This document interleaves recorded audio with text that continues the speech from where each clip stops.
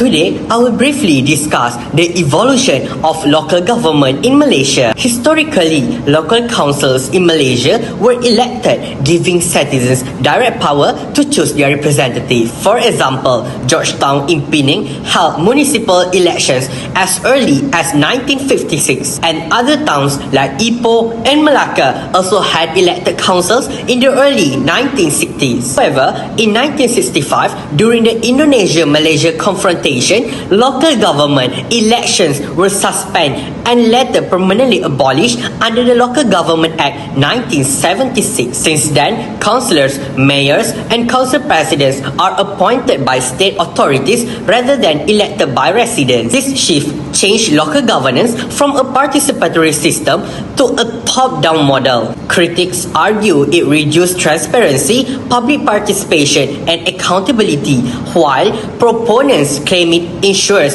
administrative efficiency and national stability. Understanding these two eras, the elected system versus the appointed system, helps us evaluate the impact on democracy, governance, and community representation in Malaysia. Assalamualaikum everyone. My name is NABILAH, and today I will explain the merits and demerits of the previous representation system in Malaysian local government, where local councillors were elected by the people. First, let's look at the merits. One major advantage was democratic legitimacy. Local council members were directly elected by local residents, which means the authority came from the people. This system ensured accountability, as councillors had to respond to public needs to secure re-election. Secondly, the system promoted greater transparency and accountability.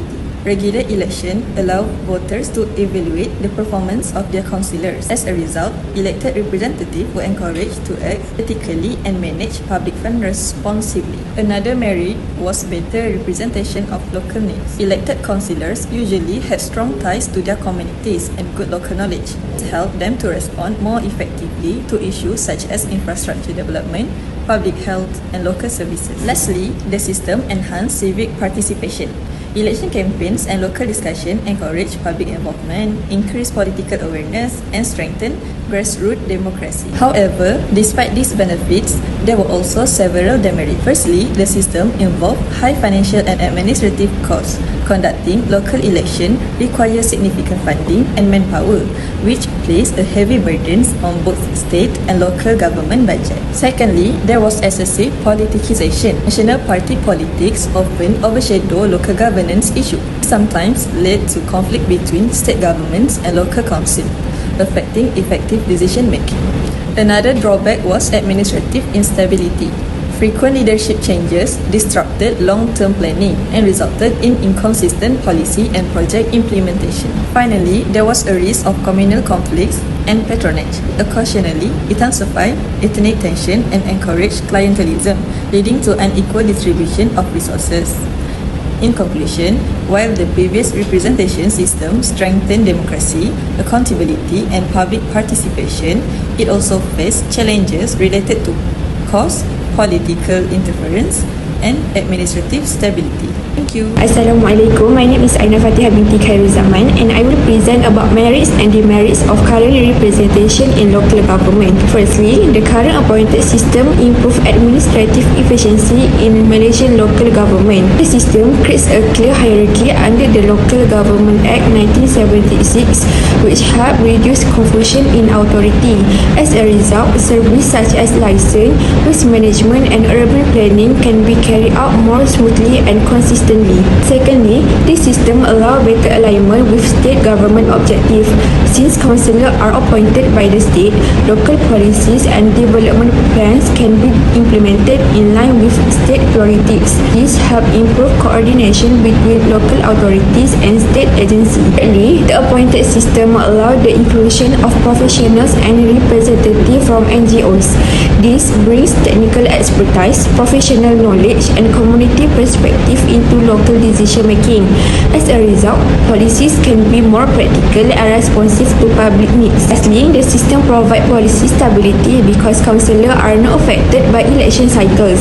This allows long-term development projects to continue without disruption and ensures continuity in local governance. One major weakness of the appointed system is the lack of democratic legitimacy. Since councillors are not elected, residents have limited involvement in choosing their representative. This can reduce public trust and democratic participation at the local level. Another issue is political patronage. Appointments may be influenced by political loyalty rather than merits or competence. This can undermine public confidence and reduce the effectiveness of local governance. Thirdly, accountability is weaker because councillors tend to be more answerable to the state government than the local residents. This may limit community engagement and reduce responsiveness to local issues. Finally, the appointment process lacks transparency, as selection criteria are often not clearly disclosed. This can create perceptions of bias and favoritism within the local government system. I will discuss the important roles of councillors in Malaysian local government. Councillors serve as representatives of the community, acting as the voice of residents. They collect feedback, complaints and needs from the public and brings these issues to the municipal council. For example, if a neighborhood experiences poorly maintained street lighting or blocked drains, councillors raise this concern to ensure prompt action. They also play a key role in policy making, planning and oversight. Councillors contribute to the local policies, bylaws, budgets and development plans. This includes decisions such as building public playgrounds, upgrading parks, enforcing waste disposal rules and regulating business licenses. Through these responsibilities, councillors help shape the strategic direction of their local council. Another vital function is monitoring service delivery and accountability. Councillors ensure that essential services like waste collection, sanitation, infrastructure maintenance and public health regulations are delivered efficiently and that public funds are used appropriately. Councillors also act as mediators and conflict resolvers between residents, businesses, developers and authorities. For instance, if a small business wants to operate in a residential area, councillors balance the interests of both the business and the community to ensure a fair outcome. In addition, councillors uphold good governance, transparency and ethical conduct. They are expected to act with integrity, avoid conflicts of interest and ensure that decisions are made in the public interest. Finally, councillors facilitate community participation, encouraging residents to engage in local governance. They hold forums, meet with residents associations and mobilize community involvement in planning and development projects. In summary, councillors are essential in representing the community, shaping local policies, ensuring accountability, mediating conflicts, and fostering public participation, all of which strengthen local governance and improve the quality of life for residents. Hi, my name is UMMI and NASUHA and I will continue in areas for improvement in Malaysia representative system. Electoral transparency in Malaysia is frequently contested. This lack of transparency occurs in 5 instances. One of the fraud allegations is using permanent ink in GE30, which allegedly faded when washed. Although the EC stated that ink would remain to prevent the existence of repeat voters, the reality was that the ink used in the election did not remain as claimed. The Bersih campaign has continued to increase public awareness of the country's electoral system's flaws and issues. The Electoral Commission has increased postal vote transparency by declaring the number of postal votes cast on nomination day. This is more likely to strengthen electoral integrity. Next is gerrymandering and malapportionment. Gerrymandering is the practice of manipulating constituency boundaries to benefit the government. Malapportionment occurs when the one constituency's voter ratio differs significantly from that of another. The Constitution, particularly the 13th Schedule, must be amended. The unaddressed irregularities raised by the civil society and legal obstacles challenged by last run of the redrawing of electoral boundaries. Assalamualaikum warahmatullahi wabarakatuh. My name is NURUL SHAZWANIEZA EZLYIN binti SHAMSUDDIN. Next, I will continue with the other area of improvement to cope with the current challenges. The third strategy is restoration of local electoral democracy. Initially, the local government representation system in Malaysia allowed citizens to choose their own councillors through elections, which providing direct accountability to the local community.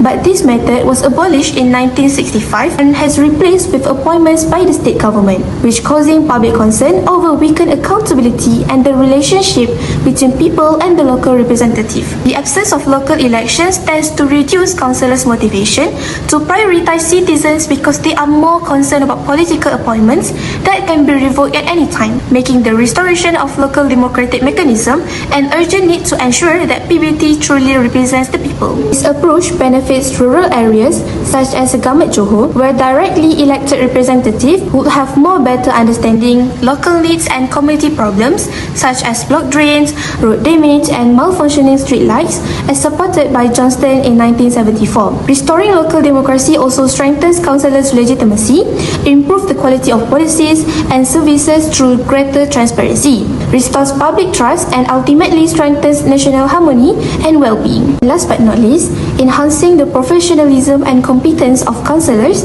is an important improvement in the local government representation system because councillors play a key role in making policy decisions, determining development priorities, and ensuring service delivery to the community. The current system, councillors appointed by politicians are not transparently evaluated based on qualifications, leadership, knowledge, or technical experience, which contributes to inconsistent competence and slows PBT reforms, resulting in some councillors lacking skills to assess technical issues and meet effective governance standards. This improvement can be seen in the Malacca state government, which evaluates councillors through a performance evaluation system using key performance indicators such as meeting attendance, community involvement, and responsiveness to residents' complaints, where councillors who fail to meet the required performance may face actions including allowance withholding or termination. Increasing professionalism and competence improve decision-making quality, strengthens public confidence, enhance the relationship between local governments and the residents,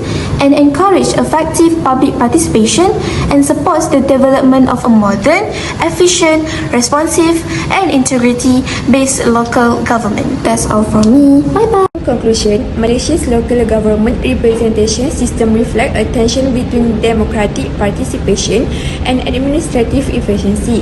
The former elected system strengthened grassroots democracy by promoting accountability, transparency, and community involvement, but it was suspended due to issues such as high costs, political instability, and ethnic tensions. The current appointed system under the Local Government Act 1976 has improved administrative stability, policy continuity, and alignment with state objectives. However, it comes with democratic limitations, include reduced citizen participation, weaker accountability, and increased political patronage, which have affected public trust in local governance. Council members remain essential to responsive and effective local governance. They act as the primary connection between communities and government decision-making. However, their impact depends not only on their role, but on their professional competence and democratic legitimacy. When council members are well qualified and knowledgeable, they can better respond to local needs. Equally important is legitimacy, which comes from democratic processes that allow citizens to choose their representative and trust their leadership. To create a more responsive and inclusive local government, key reforms are necessary. These include reinstating local elections to strengthen public participation, as well as improving accountability mechanism to ensure transparency and responsibility. By combining professional competition with democratic legitimacy, local council can better serve communities and promote effective governance. That's all from our group.